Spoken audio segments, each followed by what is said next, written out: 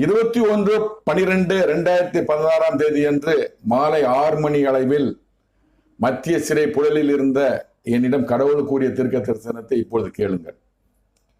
ஸ்திரீயானவளுக்கு கொடுக்கப்படக்கூடிய அதிகாரத்தோடு கூடிய பணி நிரந்தரமானது. இதன் அர்த்தம் என்னவென்றால், சசிகலா நடராஜன் அவர்களுக்கு கொடுக்கப்படக்கூடிய அதிமுக பொதுச் செயலாளர் பதவி நிரந்தரமானது. அதிமுக கட்சியின் நிரந்தரமான பொதுச் செயலர் சசிகலா நடராஜன் தான் என்று கடவுள் பிரியப்பட்டு கூறினார். இந்த காலகட்டத்தில் உங்களுக்கு தெரியாது, எனக்கு தெரியாது, ஆனா கடவுளுக்கு தெரியும், சசிகலா நடராஜன் அவர்களுக்கு தெரியும். சசிகலா நடராஜன் அவர்கள் அரசியல் ஆலோசகர்கள் கூறியபடி, சோதிடர்கள் கூறியபடி தமிழக முதலமைச்சர் பதவிக்கு ஆசைப்பட்டார்.